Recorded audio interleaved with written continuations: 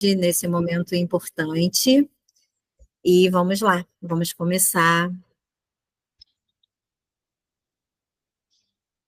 Bom, para quem não me conhece, eu sou Francilene Turrata, sou psicóloga clínica. Minha formação foi pela Universidade Celso Lisboa, tenho pós-graduação em psicopedagogia, tenho especialização em neuropsicologia. Hoje, minha principal atuação, para além da minha atuação como pesquisadora, né?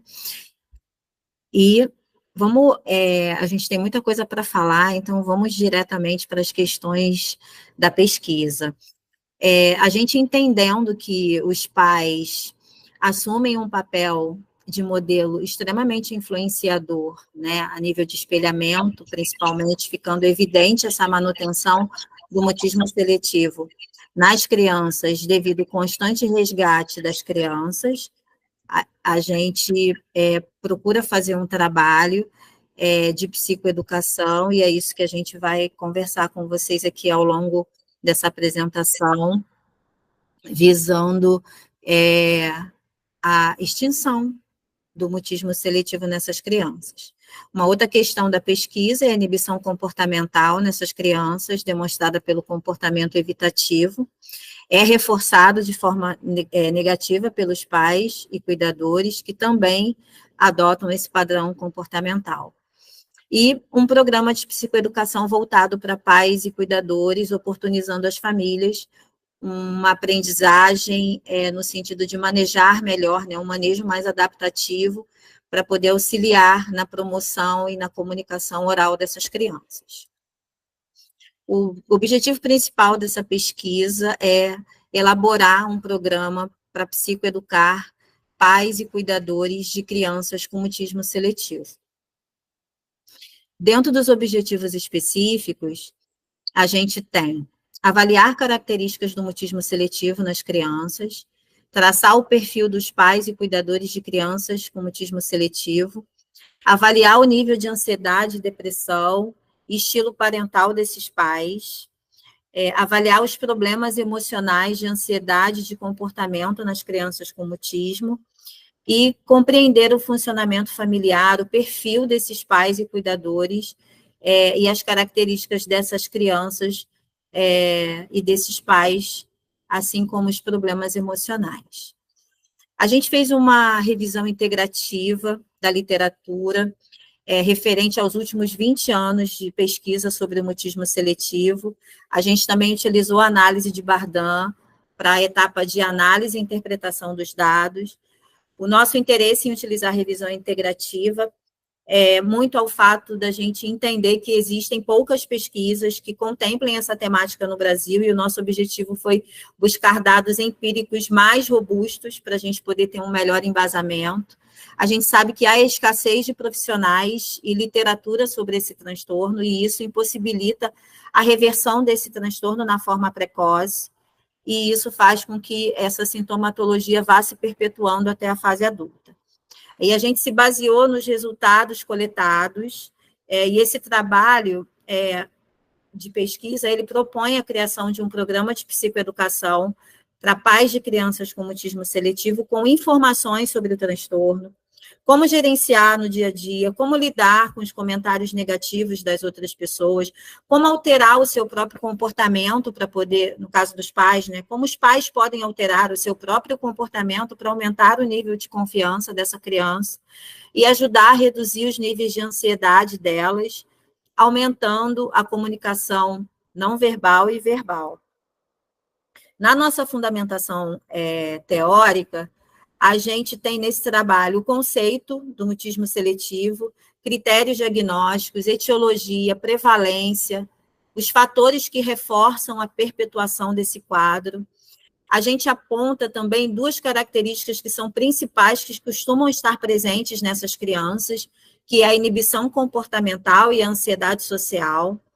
A literatura científica, ela reconhece o mutismo seletivo como um problema que envolve medo, que envolve ansiedade, que envolve apreensão, e por conta disso ela indica a terapia cognitivo-comportamental como a intervenção mais viável e eficaz para que essas crianças consigam sair desse quadro.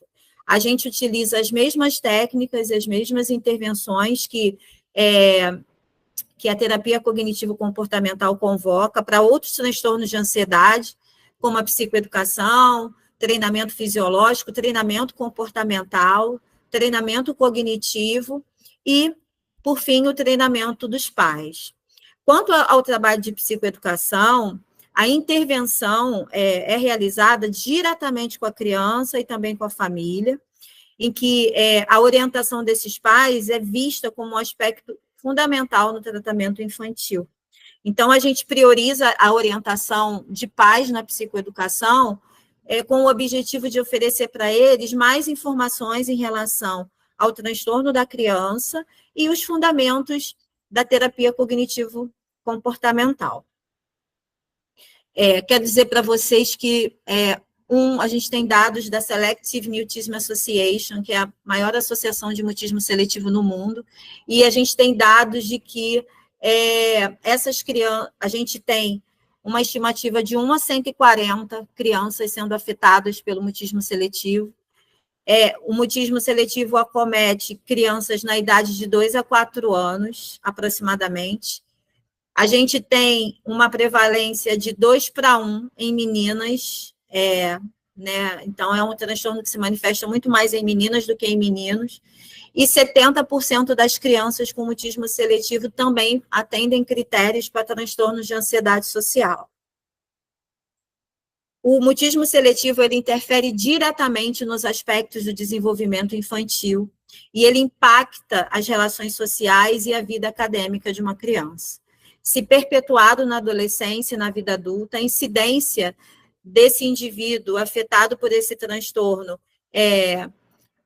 experimentar comorbidades é enorme, e a gente tem dentro desses quadros de possíveis comorbidades a depressão, o transtorno de ansiedade e possível suicídio. Vou passar um vídeo muito brevezinho para vocês, que traz aí o conceito de uma maneira geral sobre o mutismo seletivo.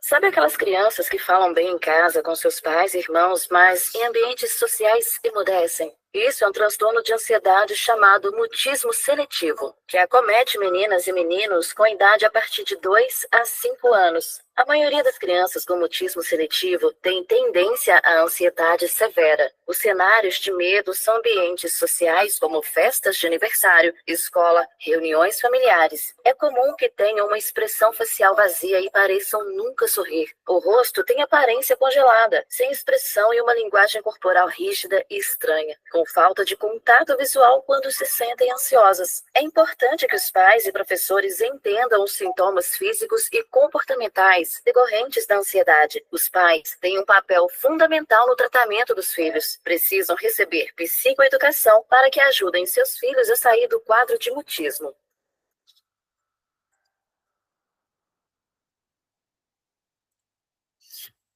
Então, dentro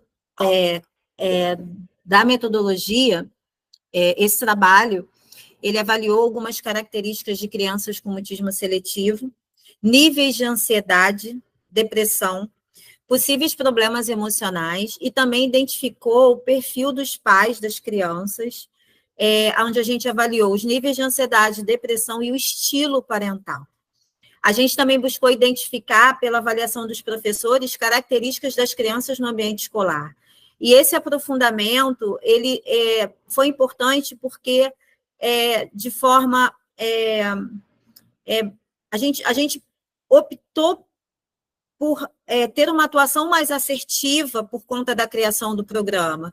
Então, foi muito importante que a gente conseguisse obter informações desses cenários onde essa criança vive, escola, o ambiente social, através da leitura dos pais, para que a gente conseguisse, com a coleta desses dados todos, entender a frequência de problemas e comportamentos emocionais, considerando esses ambientes todos que eu pontuei para vocês, tá? É um estudo exploratório, com abordagem quanti e qualitativa.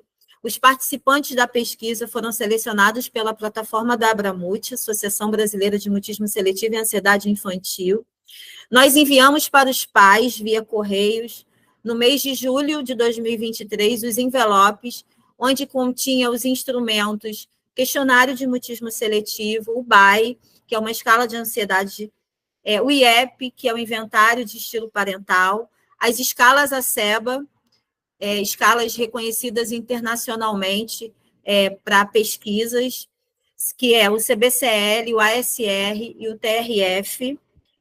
O CBCL foi respondido, é um inventário onde a gente consegue coletar, através da leitura dos pais, informações sobre o funcionamento dessa criança. O ASR é um inventário onde os pais falaram sobre si, sobre o seu funcionamento, e o TRF é um inventário onde os educadores falaram e responderam sobre o perfil dessas crianças. Os pais foram orientados a encaminhar, os pais receberam o TRF junto com todas essas escalas e eles encaminharam para os educadores de seus filhos. Uma vez respondido pelos pais e pelos educadores, nós solicitamos que esses questionários, essas escalas, fossem devolvidas para o meu endereço, e a gente aguardou aí o retorno das famílias até novembro de 2023, mês que recebemos o último envelope contendo as respostas. Agosto foi o mês que nós começamos a receber os envelopes com as escalas e os questionários respondidos, e a gente iniciou a fase de correção. Para a gente elucidar algumas dúvidas que foram acontecendo ao longo do processo, a gente foi fazendo contatos recorrentes com esses pais, com essas famílias, para que a gente tirasse dúvidas quanto às respostas que retornaram para a gente. Trazendo para vocês os resultados e a discussão dessa pesquisa, a gente tem um predomínio do sexo feminino, considerando as características da amostra desse estudo. O que a gente verificou? Que entre as crianças tem um predomínio do sexo feminino, e esses dados corroboram para evidências empíricas que nós temos como apontando para uma maior prevalência desse transtorno em meninas. Mas, antes de eu mostrar para vocês essa estatística, deixa eu falar a respeito dos participantes da pesquisa. Desculpe, eu me adiantei um pouquinho. A amostra final totalizou 23 crianças e 45 adultos. A gente recebeu 68 casais que responderam os questionários, 11 foram excluídos do estudo porque a gente teve fator de exclusão, a gente trabalhou só com crianças que não tinham comorbidades, tá? E aí restaram 57 famílias. Dessas 57 famílias, 114 adultos responderam, mas a gente ficou somente com essa amostra de 45 adultos, que são 22 casais e uma mãe solo, e totalizou 23 crianças. Considerando, como eu falei para vocês, as características dessa amostra, esse estudo verificou entre as crianças um predomínio de participantes do sexo feminino. E esses dados corroboram para evidências empíricas que apontam para uma maior prevalência do transtorno em meninas.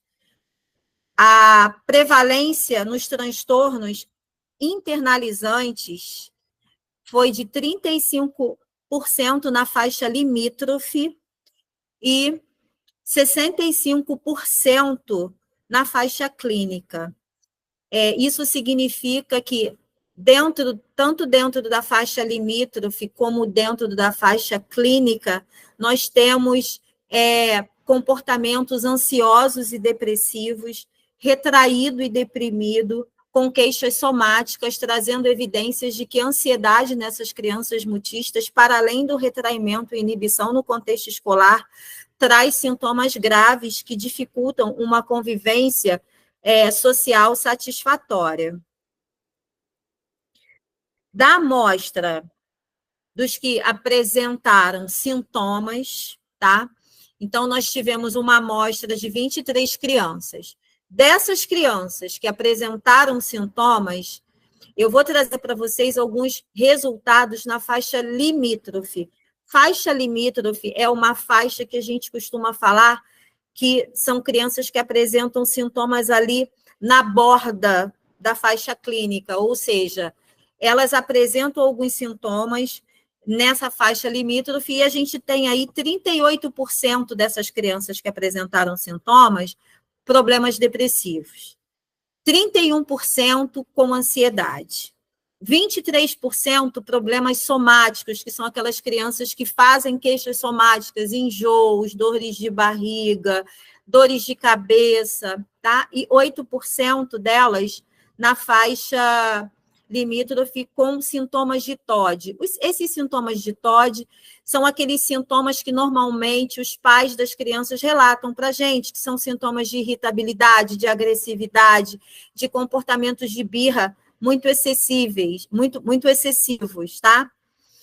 Então, fica evidenciado aí para a gente também no TRF, que é de acordo com a resposta das escolas, que essas crianças que estão na faixa limítrofe, elas apresentam problemas de ansiedade em 80%, e 20% delas problemas somáticos, e 8% apresentando sintomas de TOD. Os pais observaram dentro da faixa clínica, e aí aqui, esse resultado que eu estou mostrando para vocês já são crianças que já estão na faixa clínica, de fato, evidenciando problemas sujeitos à intervenção, tá? A gente tem 68% dessas crianças que os pais responderam apresentando problemas de ansiedade. 26% problemas somáticos, volto a falar, são as queixas somáticas, e 6% com problemas depressivos.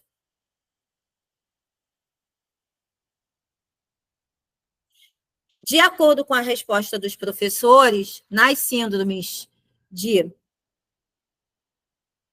problemas de ansiedade, a gente tem 57%, 33% com problemas somáticos e 10% com sintomas depressivos. Isso fica claro para a gente que tanto os pais como as escolas trazem resultados muito parecidos em relação às queixas de problemas de ansiedade e problemas somáticos.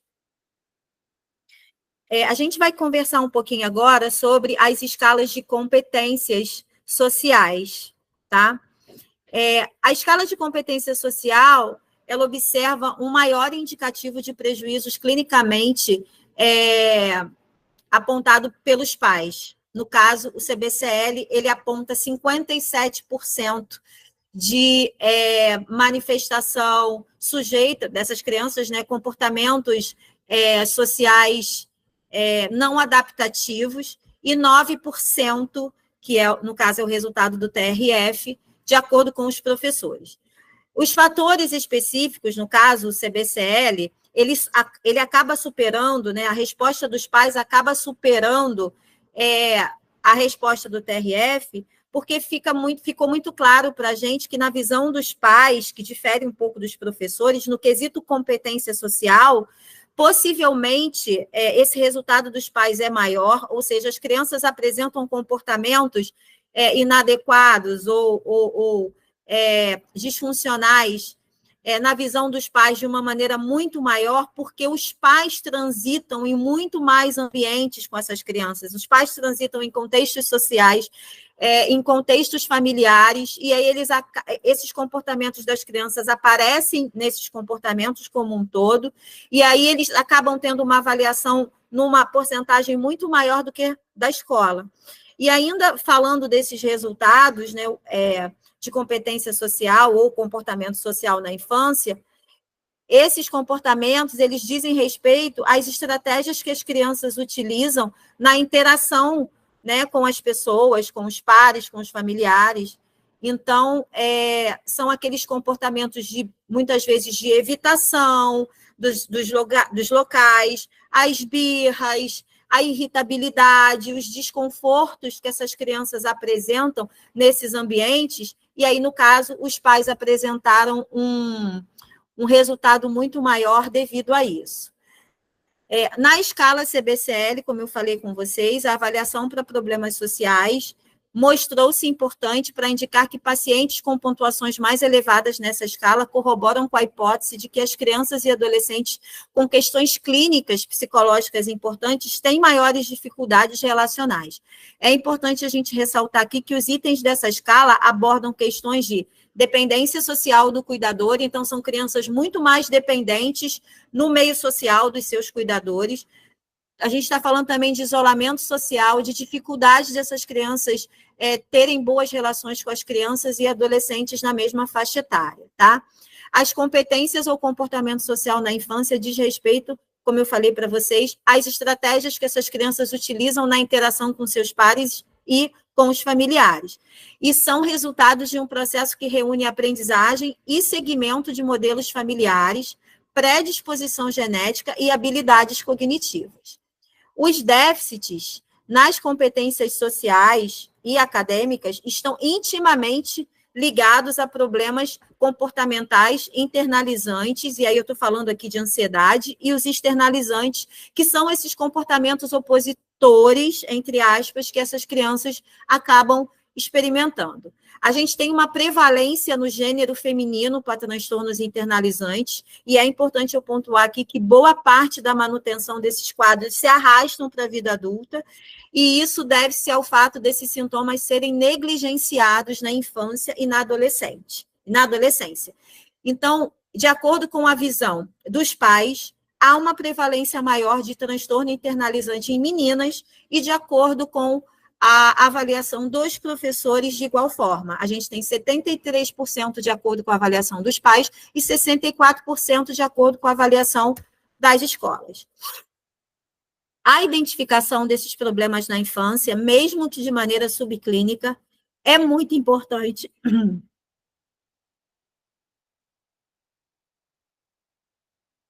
Porque, como eu falei com vocês, são problemas que vão se arrastando com o tempo, e eles acabam transformando-se em sintomas mais graves e futuras comorbidades.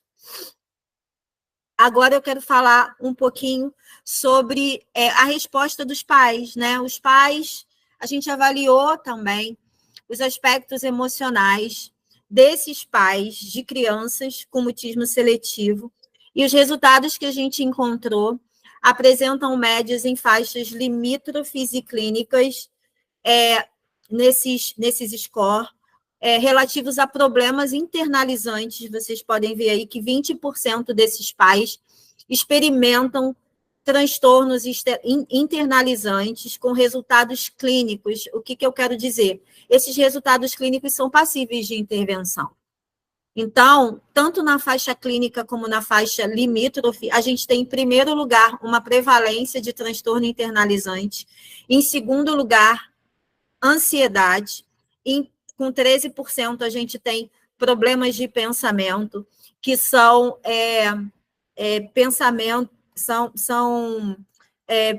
pensamentos que eles ruminam, que ficam experimentando, voltados também relacionados à ansiedade e depressão, e também problemas de atenção.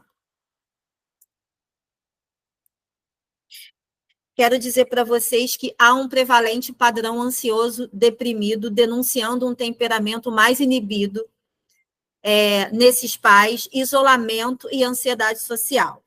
Os estudos vão mostrar para a gente que a inibição social, como hábito e costume por parte dos pais, pode servir como modelo para a reticência social e o mutismo seletivo nessas crianças. Os pais de crianças também foram descritos como sendo superprotetores e mais controladores do que os pais de crianças sem nenhum transtorno ansioso. Os estudos continuam mostrando para a gente, e esse estudo da Ana Cláudia, junto com Carol e a doutora Mariama, também aponta sobre essas evidências ambientais, onde os pais são os primeiros grandes modelos de comportamentos sociais dos filhos. Então, os pais muito ansiosos, medrosos, tímidos, podem transmitir essa forma de comportamento para as suas crianças. Agora eu vou falar do estilo parental dessa amostra, tá?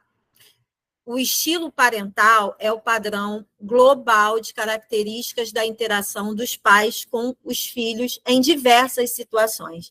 E aqui a gente observou os estilos parentais como resultado, apontando para um estilo parental de risco. O abuso físico como sendo o mais prevalente. E esse foi um resultado que, de uma certa forma, nos assustou. O abuso físico é o mais prevalente, ele representa 49% em termos de porcentagem. Ele resulta de práticas de punição que são administradas pelos pais e que ferem uma criança. Então, uma medida punitiva vem para a criança pela imposição, deixando claro um estilo parental autoritário. A disciplina relaxada e o comportamento moral está em 40%, em segundo lugar, né, de acordo com a resposta dos pais dessa amostra. E a disciplina relaxada, ela é caracterizada por Gomide, pelo não cumprimento de regras estabelecidas. As crianças com mutismo seletivo, elas costumam receber apoio dos pais para a evitação do seu principal objeto fóbico. Essas crianças são resgatadas das situações em que a fala é convocada. E há situações, muitas vezes, de ameaças para falar e também de promessas de presente, assim como castigos devido a não obedecer à solicitação dos pais para responder a alguém. Isso ficou muito claro nessa pesquisa que a gente realizou. No inventário de ansiedade de Beck, a maior parte dos pais apresentou níveis mínimos de ansiedade. E eu quero trazer para vocês uma informação importante em relação ao déficit de atenção, tá? A gente observou nessa pesquisa que tanto as crianças quanto os pais experimentam problemas de déficit atencionais com força, tá? E na tabela de correlação do CBCL, a gente tem sintomas depressivos associados a prejuízos atencionais, segundo a resposta, né, dos pais, e essas questões relacionadas à desatenção, elas parecem receber uma influência muito grande dos transtornos de humor, que acabam podendo coexistir com o mutismo seletivo e interferindo negativamente na vida acadêmica dessa criança. Então, dizer para vocês o seguinte, para que haja aprendizagem, a gente tem que ter ciência de que a relação memória e motivação precisa estar fluindo bem. E crianças depressivas, quando elas estão vivenciando esse quadro, depressivas, ansiosas, muitas vezes elas estão desmotivadas e estão muito apreensivas por conta do medo. E isso faz com que a atenção delas fique completamente desfocada para outras questões, para o seu objeto fóbico e para os desconfortos que a ansiedade traz, e isso acaba trazendo problemas em relação à atenção, tá? E não foram só os pais, o TRF também trouxe essa correlação com problemas atencionais. Então, a gente pontua para vocês que essas crianças experimentam um nível de desatenção prejudicado por conta dessa ansiedade exacerbada. A CID-11 já fala sobre a apreensão. Os problemas relacionados à ansiedade e ao medo, o foco é a apreensão. Então, eu, apreensiva, não consigo ter uma atenção fluida e isso acaba impactando demais no funcionamento atentivo dessas crianças. E, para nossa surpresa, os pais também experimentam problemas atencionais importantes. Os resultados dessa pesquisa trouxe que há uma correlação de força entre a ansiedade e os prejuízos atencionais. E como o principal objetivo desse programa é a estruturação, né, do programa Borboleta, ele é composto por 8 encontros de 90 minutos e visa fornecer psicoeducação aos pais sobre o mutismo seletivo. A gente buscou criar um programa onde esses pais consigam ter informações sobre o transtorno, técnicas, estratégias e psicoeducá-los nas situações do cotidiano, desenvolvendo habilidades nos pais que possibilitem a mudança na comunicação oral dos seus filhos. Esse trabalho de pesquisa, aqui nas considerações finais, ele fez parte de um estudo que explorou características emocionais e comportamentais de crianças com mutismo seletivo, bem como dos seus cuidadores, possíveis comorbidades e comportamentos parentais potencialmente relacionados à apresentação de sintomas do mutismo seletivo, criação de um programa de psicoeducação para pais de crianças com mutismo, denominado Borboleta, e esse programa tem como finalidade auxiliar esses pais no manejo diário com os seus filhos com mutismo seletivo. Aqui estão as referências que a gente utilizou nessa apresentação. Esses são os meus contatos nas redes sociais, os livros que eu publiquei sobre a temática do mutismo. E aqui são alguns momentos que eu deixo aí para vocês, que a gente vivenciou aí nesses 2 anos de pesquisa, extremamente desafiadores, mas numa mistura de desespero e muita alegria, porque a gente está podendo apresentar para vocês esses resultados aqui. Obrigada, gente. Desculpa se eu corri, mas era muita coisa para apresentar para vocês. Obrigada a você, Francilene, como sempre, ótima comunicadora, né? Você é uma das... Francilene tem muitas habilidades, mas eu creio que essa é uma das mais altas, né? Muito bom, Fran. Eu sei que era muita coisa, mas você conseguiu ser bastante objetiva e compartilhar, né, os assuntos mais importantes. Então, sem mais demora, eu vou chamar a nossa banca e a gente vai conversando, né, Francilene? Queria convidar primeiro a professora Carla Seabra, ela é professora na UERJ.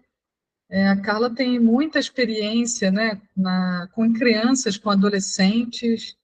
Ela também tem bastante experiência na área da psicologia escolar, né? Então trabalha nessa primeira infância, atuando em creche, com pesquisas e atuação na área, psicóloga clínica, é especialista em TCC. Então, todo o currículo da Carla eu acho que conversa bastante com o trabalho da Francilene, por isso que a gente convidou ela, né, desde a época da qualificação, onde ela pôde colaborar bastante para o desenvolvimento desse trabalho, e agora a gente gostaria de ouvi-la, Carla, né, sobre agora esse estágio final do trabalho, né, ouvir um pouquinho o que você tem a dizer e colaborar, né, porque a gente ainda vai agora para a fase das publicações, enfim, a gente ainda pode fazer algumas adequações e a sua opinião vale muito para a gente, tá? Obrigada pelo aceite, fica à vontade. Bom dia, gente, é uma alegria poder estar aqui com vocês, né? Hoje eu vou precisar ser um pouquinho econômica, porque minha parte respiratória é bem comprometida, então estou com tosse, falta de ar, então eu vou ser bem objetivo, vou ver se eu consigo aprender com a Francilene esse objetivo com as palavras, mas primeiro eu quero te parabenizar, né, pela excelência do teu trabalho, né? Não me surpreende, porque eu já conheço um pouco da tua trajetória, né? Já conheci um pouquinho do programa, do teu processo. Então, ler o teu trabalho. Na verdade, quando eu estava lendo, eu fiquei assim, gente, isso daqui poderia facilmente ser uma tese de doutorado, né? Tem toda a competência, a qualidade, né, para ser uma tese, não somente uma dissertação. Acho que o tema do mutismo seletivo, eu já tive a alegria de poder estar com a Ana em outras bancas também, né, sobre esse mesmo tema, e eu falo que é um privilégio, porque é um tema que, infelizmente, não é muito debruçado, né? Então, acho que trazer, né, esse foco, essa luz, dentro de uma temática que, embora não seja muito debruçada, a gente sabe da enorme necessidade, né? Então, eu queria te parabenizar imensamente pelo teu trabalho, dizer que ler, especialmente, é claro, toda a parte de revisão de literatura, né? Tudo isso está escrito de uma forma, acho que você não só comunica oralmente muito bem, como você escreve muito bem também, né? Então, é uma delícia ler o teu trabalho, ler a tua narrativa, mas especialmente quando você descreve o programa, eu posso dizer que me deliciei, né? Porque eu fiquei pensando especialmente em quem não tem ainda tanta experiência, né, poder pegar a descrição tão detalhada de como você fez, o quanto isso ilumina o trabalho de quem deseja, né, aplicar o programa ou pensar mesmo até em recortes de psicoeducação, mesmo que não necessariamente no programa. Eu acho que o teu trabalho traz uma contribuição tão prática nesse sentido, Fran, Eu sou uma professora muito prática, assim, né? Não que eu não goste da teoria, longe disso, mas eu acho que a gente carece tanto de aproximar a prática, né, da teoria, e eu acho que você conseguiu fazer isso de uma forma, assim, esplêndida na tua dissertação, né? Então, já peguei aqui trechos, né, da psicoeducação que eu quero trabalhar com alguns alunos, que eu quero levar, né, para até exemplificar algumas coisas de uma maneira bem objetiva, como você traz, né? Então, acho que assim, se pudesse, assim, né, tivesse que destacar um ponto altíssimo do seu trabalho, eu traria esse aspecto, né? E, assim, o que eu fiquei pensando, né? E a gente, como pesquisador, né, é sempre uma mente muito inquietante, e quando eu leio o teu trabalho, eu não consigo me desvencilhar da minha prática, né, da minha experiência, e da experiência adulta, tanto de quem trabalha com, quem trabalhou e trabalha com professores há muitos anos, e especialmente na formação de professores, né, porque na UERJ eu trabalho com formação de professores. E a gente já fica vendo o trabalho pronto, imaginando os desdobramentos, e eu fiquei pensando, né, na riqueza que seria a gente poder fazer um trabalho de psicoeducação para os professores também, porque, né, eles pouco sabem ou nada sabem, a maioria nada sabe sobre o mutismo seletivo. E a gente sabe que a escola é um dos ambientes onde o mutismo vai aparecer, né, com muita prevalência. Então, eu fiquei assim com a minha cabeça fervilhando, né, pensando. E com certeza eu imagino que você já deve ter coisas nessa direção, né, mas eu queria muito assim, né, poder ouvir você falando um pouco sobre isso, os seus projetos, aquilo que você, né, pensa em direção a isso. Inclusive quando você botou o vídeo aqui, né, que é voltado, né, para um público geral, mas mais para pais, obviamente, que era o teu público-alvo aqui. Eu fiquei pensando assim, gente, que fantástico ter um vídeo assim voltado para professor, né? Com orientações específicas para o professor. Fiquei com a minha cabeça borbulhando. Já estava, né? Quando assisti o vídeo, fiquei mais ainda, assim, né? Nessa direção.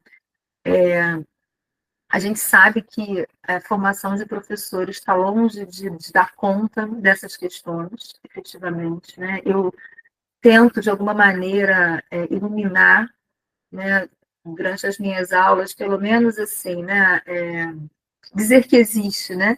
Então, eu trago algumas questões, assim, que a gente sabe que acontecem muito no contexto escolar e que muitas vezes os professores não vão ter ideia e muitas vezes a gente vai cair num comportamento de rotulação em relação à criança, né? E muitas vezes um comportamento do professor que acaba, ao invés de auxiliar, agravando ainda mais os sintomas da criança, né? Então, é uma bandeira que eu carrego, né? E que eu queria, assim, né, te ouvir um pouquinho sobre essa questão da formação dos professores, no sentido do desejo do querer mais do pesquisador, né? Você é tão maravilhosa, fez um trabalho tão esplendoroso com os pais, assim, o que você imagina para os professores, o que é viável, né? O que pode desdobrar, né, desse seu trabalho? E se eu pudesse sugerir algo para você, né, num doutorado, eu sugeriria nesta direção, sabe? Eu acho que poderia ser um caminho assim de desdobrar muito interessante do teu trabalho, que se a gente tem lacunas, né, em relação ao mutismo seletivo, falando, né, sobre o próprio transtorno e tratamentos e afins, né, e mesmo de psicoeducação, eu imagino que isso ainda é infinitamente menor diante desse público de professores, né? Então, basicamente, né, isso. Assim, eu não tenho, quando o trabalho é muito bom, a gente não tem a gente não tem defeitos para apontar, né? A gente só tem elogios a fazer e só nos faz pensar. Eu acho que o bom trabalho é isso, né? Ele nos faz pensar e nos faz pensar em desdobramentos, em possibilidades, e foi isso que o teu trabalho especificamente trouxe para mim. Eu queria te agradecer imensamente pelo convite, pela insistência em estar aqui, né? Porque para a gente conseguir conciliar as datas foi difícil, então eu queria te agradecer também pela oportunidade, né? Você ter conseguido conciliar aí as agendas para que eu pudesse estar aqui e ter a alegria de poder ter lido o teu trabalho de primeira mão, vamos dizer assim, né? Porque eu poderia lê-lo de qualquer maneira, mas de primeira mão. Então, é isso, querida. Parabéns mais uma vez e muito obrigada pela preciosa contribuição que você nos traz.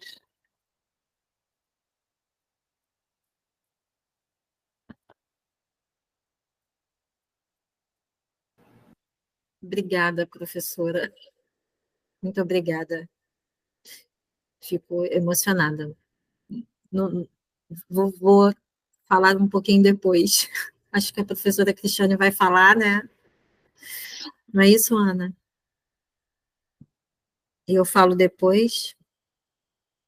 Acho que a Ana travou. Você pode O responder. vídeo dela está travado. Pode responder, Fran, não tem problema. Agora, a professora Carla, Bom, e depois a gente... Na minha prática clínica, eu já desenvolvo um projeto chamado Conversas com as escolas. A cada 2 meses eu convoco professores nas minhas redes sociais e para a gente poder conversar sobre ansiedade infantil dentro da escola. É uma maneira que eu tenho já que, vou usar uma expressão da minha orientadora querida, já que eu não tenho pernas para poder fazer isso que você acabou de sugerir, é uma maneira que eu tenho de trazer luz para o contexto escolar e falar sobre a ansiedade infantil. Mas eu vou dando um spoiler aqui, a Luíne, que está aí assistindo, ela trabalha junto comigo, é uma psicóloga da minha equipe, e a Luíne escreveu um livro junto comigo, aquele livro laranja. E você sabe como é que é, né? A gente vai catequizando as pessoas, né? E aí ela se candidatou ao mestrado justamente para poder criar um programa de psicoeducação para educadores. Tomara que ela consiga entrar. E é isso, a gente também já buscou políticas públicas, a gente tem um projeto de lei que está tramitando aqui no Rio de Janeiro, onde a gente pediu, junto com a equipe da Tânia Bastos, que é uma vereadora que apoia o mutismo aqui no Rio de Janeiro, adaptações curriculares para as crianças com mutismo seletivo, e a criação de uma cartilha para poder orientar os professores. Então, aquilo que a gente puder fazer nessa linha, você pode ter certeza que a gente vai fazer. Eu, provavelmente, não vou ter pernas, porque eu vou para o doutorado para validar o meu programa, mas a Luíne está aí, ela vai ter muito trabalho.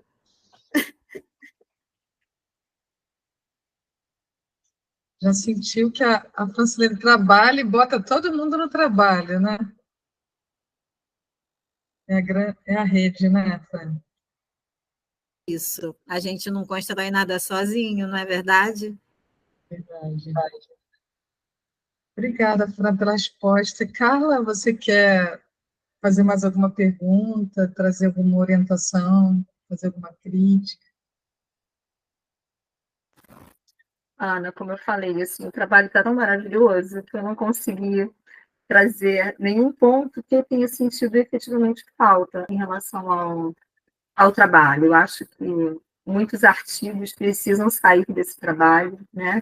A gente precisa incorporar cada vez mais aí o mutismo seletivo, né, no rol de publicações que nós temos. Eu acho que a gente tem aí muitas possibilidades, né, de publicação, e a única recomendação que eu tenho publique muito, Fran, que o que você tem a dizer é importante, necessário, tem qualidade, sabe? Eu acho que bom que você já está pensando no seu doutorado, né? Porque também, né, é necessário que se faça isso, porque imaginei que você ia continuar se dedicando aí ao programa, ao tema, né? Não tem como ser diferente. Então, é bom saber que vai ter a continuidade, bom saber que tem a Luíne aí, né? Vou adorar conhecer de perto o trabalho da Luíne também, né? E é isso, como você falou, né? A gente não faz nada sozinho, ou a gente faz muito pouco, se a gente estiver sozinho, né? com parceria, com rede de apoio, a gente consegue se multiplicar mais, né? Fazer, de fato, um trabalho que alcance um número cada vez maior de pessoas, né? Então, o que eu desejo efetivamente é que o trabalho tenha cada vez mais alcance, que já tem muitos, né? Quando a gente vê aí projetos de lei, quando a gente vê tudo que você já alcançou, né, através aí da tua dedicação ao tema, é impressionante, assim, é muito bacana, né? Dá muito orgulho de você, né, de ter alguém aí que realmente batalha e batalha para além, né, para além daquilo que é no âmbito teórico, para além de escrever artigos, mas é muito no âmbito prático, né? Então, a todas as recomendações que eu tenho, continue nessa direção, por favor. Não pare, porque a gente precisa muito de você e de pessoas que se inspirem em você para fazer a mesma coisa, tá bem? E, Ana, mais uma vez, obrigada pela oportunidade de estar aqui, né? Você sempre compartilhando comigo aí os belos trabalhos, né, dos seus alunos, é sempre uma alegria poder estar contigo nas bancas, né? Sempre que vem trabalhos teus, eu sei que vem trabalhos de muita qualidade também, então é sempre muito bom poder acompanhar aí o Levica de alguma forma, né? Estou sempre me sentindo de alguma forma próxima ao Levica, e isso é uma alegria para mim também. Muito obrigada mais uma vez pela confiança, pela disponibilidade, né, de vocês de poder também desejar que eu estivesse junto, tá? Muito obrigada. De nada, Carla. Obrigada pela sua participação, né? Acho que a sua avaliação é muito importante para a gente, como eu falei para você, né? Por conta da sua vasta experiência, enfim. Então, trabalhar com crianças nem sempre é muito fácil, principalmente quando a gente se propõe a não só fazer um trabalho de avaliação, mas também de intervenção. E aí é muito desafiador, né? E muito mais desafiador quando a gente trabalha com crianças que a priori não falam, né? Enfim, mas te agradeço muito aí. Eu acho que a sua avaliação ela nos traz ânimo, né, Fran? Acho que dá ânimo para a Francilene. Ela reforça, né, esse lugar que a Francilene ocupa, né, com tanta maestria e com tanta facilidade, mas também com muito esforço, né? Quem acompanha a Francilene de perto sabe que nos últimos anos o quanto de esforço ela precisou imprimir para levar esse projeto adiante, né, Fran? Então, acho que essas palavras vêm também para te animar, para te dar força, para dizer, olha, esse é o caminho, você está no lugar certo. Então, muito bom. Obrigada, Carla. Agora a gente quer ouvir a professora Cristiane, né? Talvez a Cristiane seja nova para algumas pessoas aqui. A professora Cristiane é uma parceira, né, do Levica, né, dos nossos trabalhos já há um tempo. Ela é professora da Universidade Católica de Petrópolis, né? Ela trabalha na coordenação junto com o professor Luiz Antônio. E a Cristiane também tem uma vasta experiência na área cognitiva, né? Ela é especialista em direitos humanos. E ela também tem vasta experiência na área de avaliação psicológica, e eu acho que vai ser importante para a gente ouvi-la nesse sentido também, porque o trabalho da Fran, uma grande parte dele, né, tem conexão com a avaliação. E aí a gente quer te ouvir, Cristiane. Obrigada pelo aceite. Fica à vontade aí. Bom dia, muito obrigada, Ana. É uma alegria participar de uma banca com você. Conhecer a Francilene, o trabalho que ela tão bem desenvolveu, Carla também não conhecia. Então, que honra estar aqui. Muito obrigada pela confiança, gente, por aprender muito com a Francilene também, né? Tive a mesma sensação que Carla quando li o texto. Falei, gente, mas isso não é uma dissertação, né? Assim, tem mais do que isso aqui. E muito porque a Francilene tem uma bagagem, é uma pessoa que está vinculada aí com desenvolvimento de política pública, com uma ONG no tema, tem produção no tema. Então, acho que o teu trabalho retrata uma trajetória importante de longa experiência no tema, diferente do que normalmente acontece no mestrado, né, que é uma continuidade da graduação, que é uma exploração do tema. Você me traz aqui um registro de uma longa trajetória. Francilene, foi muito bom te ler, e excelente escutar também. Sua apresentação foi primorosa, muitos dados, mas você conseguiu apresentar. Tenho certeza que quem não leu o seu trabalho antes, que vai ler depois, entendeu tudo que você colocou no trabalho de maneira objetiva e está aí curioso para poder aprofundar a leitura. Eu fiquei bem curiosa também com os resultados posteriores que imagino que virão no seu doutorado, com os efeitos aí da sua intervenção, né? A escrita é muito fácil, é muito organizada. Parabéns para você e para a Ana, o texto está impecável. A parte metodológica está toda muito bem escrita. Você explorou aí 20 anos de produção, com baixa produção, então a justificativa do tema está claríssima na tua própria revisão de literatura, né? A maneira que você lida com as referências é muito boa. Adorei o vídeo da apresentação também, né? Eu não sei o quanto vão ter vídeos aí vinculados às suas apresentações, à intervenção, naquele estilo rápido, informativo, lúdico, achei sensacional. Um dos teus instrumentos, eu não anotei aqui, é uma validação de Portugal, que se alguém aí do grupo tiver uma animação para validar para cá também seria sensacional. Achei que você, quando eu fui lendo, achei que até aparecia em algum objetivo. E achei que você escolheu, você até colocou na pesquisa que algumas pessoas desanimaram por conta da quantidade, né, de instrumentos. Isso é sempre um desafio, porque foi excelente a escolha. Você pegou o que era necessário, mas realmente, às vezes, a gente perde participantes por conta desse material, né? E inverter também não dá para você engajar as pessoas participando e depois aplicar um instrumento que você vai contaminar. Então, acho que esse vai ser sempre um nó que a gente vai lidar sem saber exatamente como solucionar isso, né? Acho que não consegui pensar o que teria dado para enxugar, para ficar melhor, porque eu acho que foi acertada a sua escolha, mas acho que é uma questão que a gente vai lidar mesmo, tem a ver com o nosso modelo de funcionamento, tudo tem que ser rápido, imediato, então gastar um tempo, infelizmente, às vezes é difícil, né?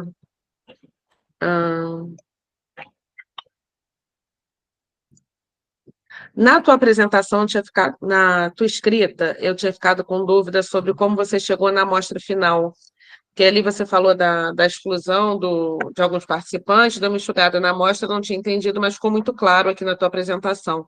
Talvez no texto valha colocar a questão das comorbidades, acho que eu fiquei um pouco na dúvida quando eu fui lendo, gente, mas enxugou demais o que aconteceu aqui, mas na apresentação você esclareceu com objetividade. Olha, não tenho nenhuma questão para te colocar. Se você quiser falar sobre como você vai desenvolver o programa daqui para frente, se é essa a tua proposta de doutorado, eu imaginei que sim, fiquei curiosa para que fosse. Como você vai analisar os dados da intervenção, porque, de fato, sua pesquisa está pronta para publicação. Obrigada, parabéns a você e a Ana pelo trabalho, e tenho certeza que vocês vão contribuir muito para a educação. E eu já fiquei pensando aqui mais na área da psicologia, porque essas crianças chegam para atendimento, né? Carla pensou direto aí nas professoras, eu pensei no quanto despreparados estão os profissionais que atendem essas crianças em consultório, e aí você desenvolve um programa que vai somar muito com a clínica também. Então, parabéns por isso. Obrigada. Obrigada, professora. Então, na verdade, a gente pretende validar o programa no doutorado, e a ideia é que a gente consiga aplicar o programa, né, para a gente poder validar ele no doutorado.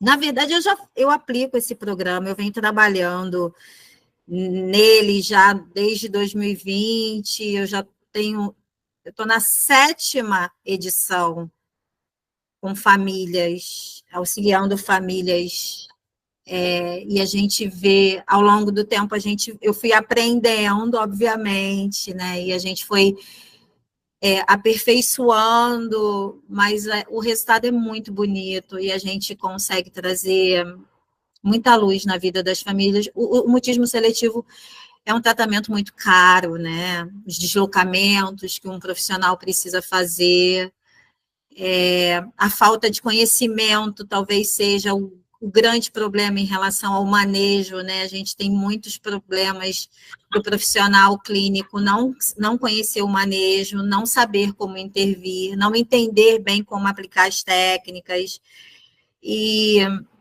é muita criança com esse transtorno perpetuado, então 7, 8, 9, 10, 11, eu e Ana, a gente tem acompanhado um grupo de adultos mutistas, e isso é muito impactante para a gente. Então, ter um programa onde as pessoas tenham a liberdade para aplicar e as famílias consigam auxiliar os seus filhos na extinção do mutismo, onde outros profissionais do Brasil possam aplicar e possam fazer grupos e possam auxiliar, como a professora Carla falou, eu tentei fazer de forma mais detalhada possível para que ficasse muito claro a aplicação. Então, é isso, dar oportunidade para essas crianças saírem do silêncio. É um transtorno muito danoso e ele, de verdade,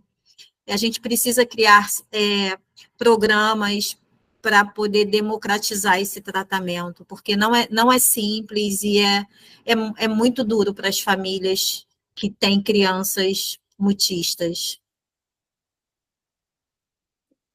E além do programa, você está aí produzindo dados e envolvendo em política pública, né? Então, você tem uma transformação social aí também em todo o seu trabalho, Francilene. Excelente. E entendi a clareza e o quanto está excelente a tua produção a partir da... Você já está testando, né, o programa há algum tempo. Então, espero breve a gente ter acesso aí aos resultados do teu doutorado. Sucesso. Obrigada. Olha aí. Obrigada, professora Cristiane, obrigada mesmo, né? Eu acho que, como eu falei, acho que da mesma forma para Carla, né? Suas palavras nos animam, né? A Francilene nos animam a continuar apostando, né? No mutismo, enfim. Obrigada aí. Era sempre uma tensão nessa essa fase de avaliação, né? Se a gente usou os instrumentos corretos, como é que foi isso? Então, ter a sua participação, né, que trabalha com avaliação psicológica, para a gente foi bastante importante.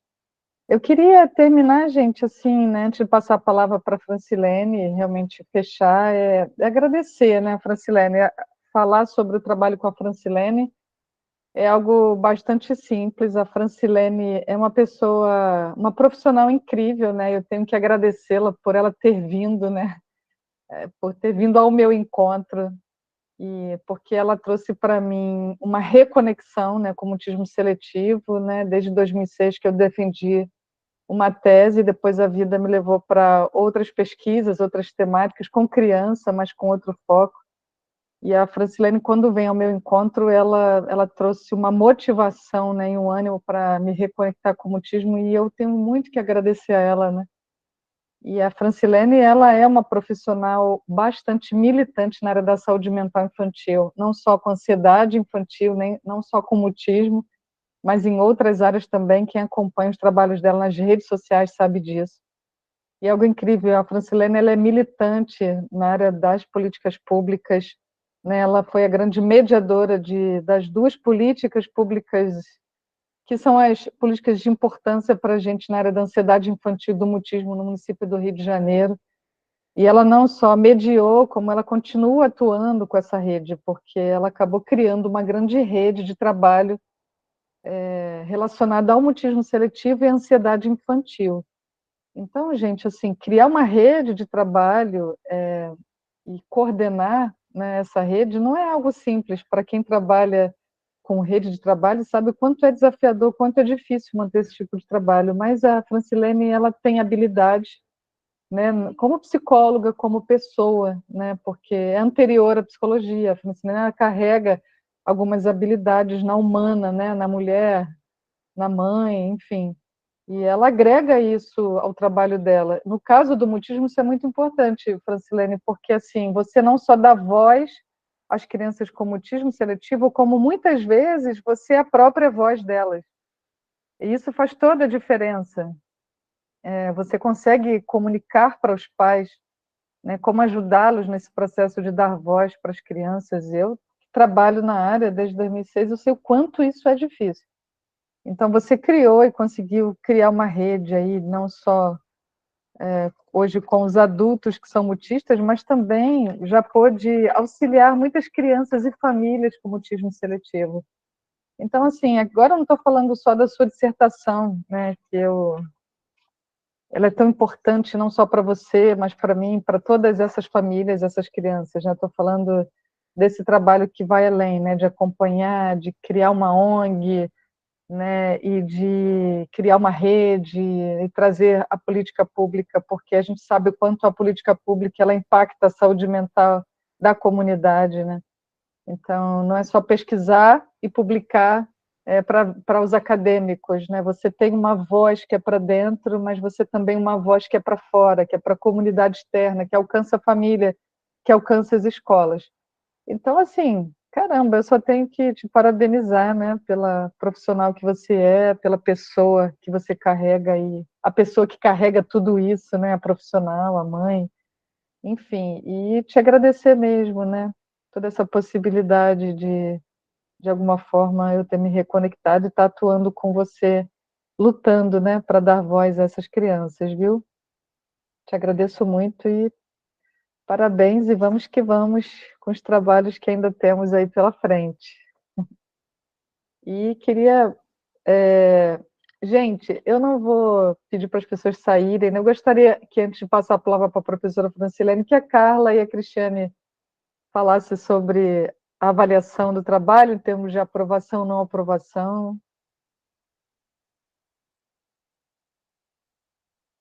Trabalho aprovadíssimo, né? Aprovadíssimo com louvor. Obrigada. Sim, aprovado com louvor, indicação de continuidade, publicação. Então, tá aí, Francilene, consideramos, então, aprovadíssimo o seu trabalho, né, depois da sua defesa oral, depois das contribuições da professora Carla e da professora Cristiane, né, que foram participantes da sua banca.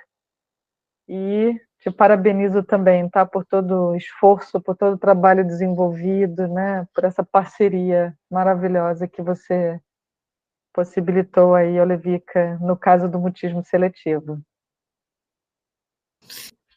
Gente, obrigada, agradeço a vocês. Eu contei essa história, falei um pouquinho disso no meu agradecimento, mas